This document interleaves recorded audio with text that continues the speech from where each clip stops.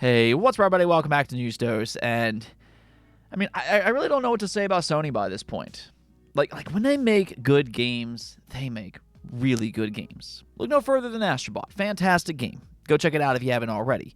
But this has been such a strange generation for PlayStation.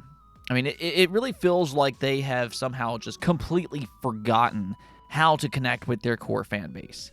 And 2024 has kind of encapsulated their just bizarre mentality for the PlayStation 5. I mean, we can talk about the PS5 Pro and its price point until we're blue in the face. But if we act like that's the only problem within PlayStation, then we're simply lying to ourselves.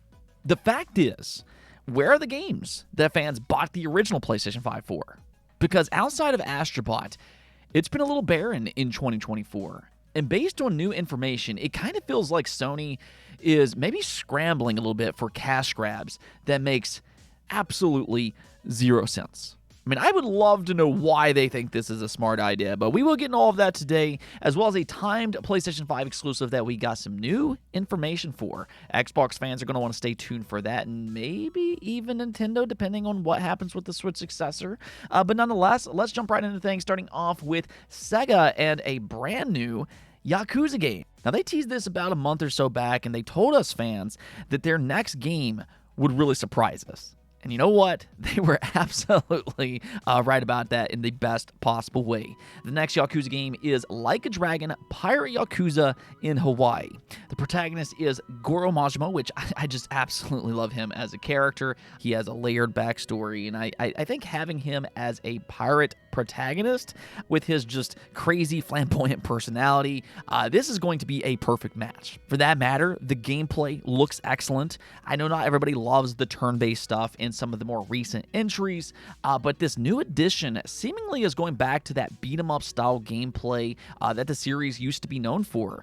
But I think it looks really good, especially the story. The story is interesting as you'd expect. It's set 6 months after Infinite Wealth, and I mean, if you're a Yakuza fan, I think this game looks excellent. And I really just have to say this.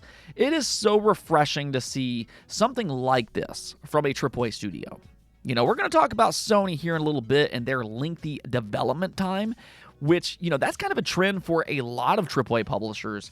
But here you have RGG, and they are just pumping these high-quality Yakuza games out on a yearly basis. I mean, I understand that they reuse a lot of assets for their games, but hey, work smarter, not harder, and RGG is doing that perfectly. Also, this will get a physical release as well when it drops on February 28th of 2025.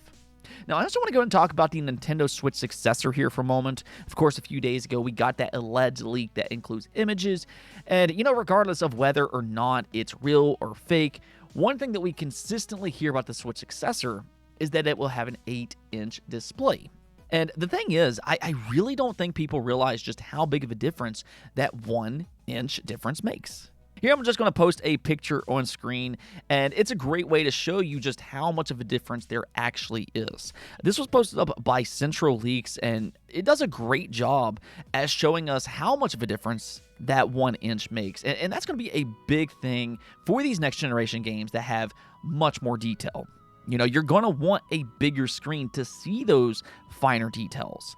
Now, when we talk about screens, though, I know the number one question is still going to be, will it have an OLED screen?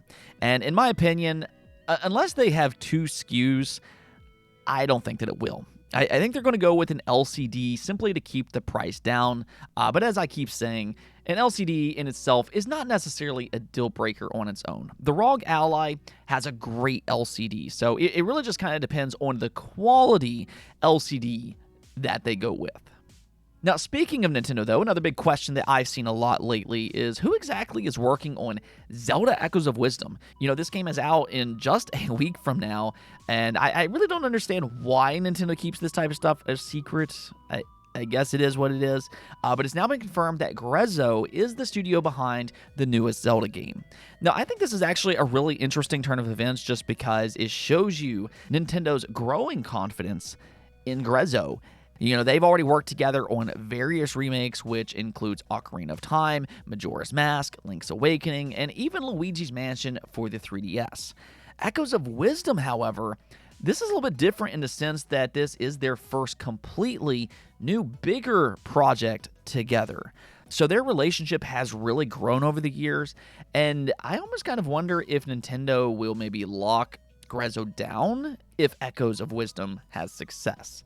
I mean, they did something very similar with Next Level Games after Luigi's Mansion 3, and Grezzo could expand Nintendo's capabilities to pump out more Zelda games in the future. It might be a smart pairing on their part, but I mean, I guess we'll see how Echoes of Wisdom performs in actually just a week from this video. Alright, so let's go talk about PlayStation and the latest information that we're currently hearing. So of course last week they announced the PS5 Pro. And I think it's going to be a fine console for what it is. I think PSSR is going to be a game changer for a select few games. But the main talking point for the PS5 Pro is not necessarily about its technical capability, but rather about its just ludicrous price tag. $700 to $800 is, that's going to be a tough sell for customers no matter what. And I think what makes it even worse is just the lack of games to justify this supposed premium hardware. They revealed this new hardware completely unprepared. They didn't have any new games to showcase alongside it. And in fact, that's one of the big problems for the PS5 Pro and also just for the standard PS5 as well. Like honestly, if you think about it, what's next for the PS5? Like, we really don't know. Sony has completely dropped all communication with their fans this generation, and there is no roadmap. We don't know what's coming in 2025 and beyond from PlayStation Studios. And you have to kind of wonder by this point if there's maybe a reason for that. I mean, I guess we kind of know about Fair Games, but after Concord, do we really have confidence in another live service Sony project? Because I sure don't. Sony hasn't exactly displayed a great eye for live service games. Apparently, there's even a rumor going around right now that Concord cost them $400 million to make. That's how much confidence they supposedly had in Concord, which kind of speaks to their ability to spot these type of games. And that's a part of the problem that I'm about ready to speak on. This strategy that Jim Ryan took PlayStation down. He shifted PlayStation's investment away from single-player games to instead more live service games. He was going all in. By fiscal year of 2025, he wanted 60% of PlayStation's budget to be for live service projects.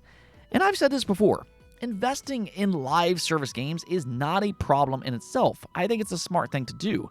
But for it to take up the majority of their budget when their fans knowingly want single-player games, that's where the true mistake lies. Because that has now set PlayStation back by years. Instead of investing in new, creative single-player games, they invested in 12 different live service projects, most of which were canceled or have already failed. And that's one of the reasons that we're currently seeing this drought that PlayStation is in.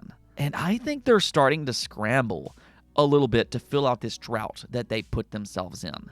In the past week, we've gotten news that they have not one, but two remasters on the way, both of which nobody's asking for. One is for Horizon Zero Dawn. This has already essentially been confirmed. It appeared on ESRB just earlier this week, so its announcement is likely imminent. But according to the latest rumor, another baffling remaster is Days Gone. And now I'm just kind of scratching my head over this because not only is nobody asking for this, but Sony themselves literally rejected a Days Gone sequel pitch. So they didn't even like the outcome for the first game. But allegedly, they want to sell the same game, but remastered to fans once again? Please, make that make sense. Because the only thing that I can think of by this point is that Sony is scrambling to fill out their catalog with just low-effort cash grabs. I mean, I'm all for remasters when they make sense. In fact, some of my favorite games this generation have been remakes. But both of these games are fairly new. These are not old games. And they can already be played on the PS5 through backwards compatibility with 60 FPS enhancements as is. So frankly, there's just not a need for these remasters at all. I mean, if Sony is just so committed to making the PS5, the PS4.5, then, at least give us 60 FPS Bloodborne. We're at least asking for that. These two games, though, we're not. Nobody's asking for this. And to me, it just comes off as low-effort cash grabs to fill out the mess that they have currently put themselves in. But, I mean, I guess we'll see if these rumors actually pans out. Now, one last thing that I want to talk about here, though, is the Silent Hill 2 remake, a remake that actually makes sense, and it's slated to release on October 8th for PC and for the PS5. Now, that has been a big question mark, though.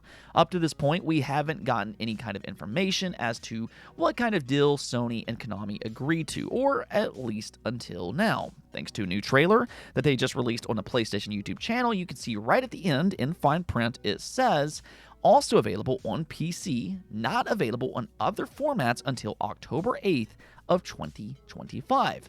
So there you go. It will be at least a one-year timed exclusive, though do keep in mind that doesn't mean that Silent Hill 2 will be available on other platforms on that exact day in 2025, but if Konami wants to port it to other platforms, they will then be free to do that any point after October 8th, which I assume they will want to do.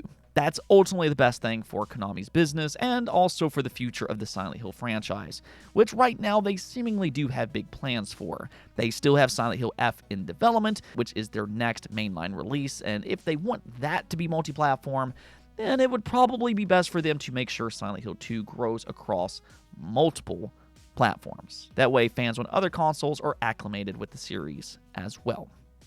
Anyways, though, that's going to be it for this episode, but do make sure to enjoy your weekend, and until next time, subscribe, and peace out.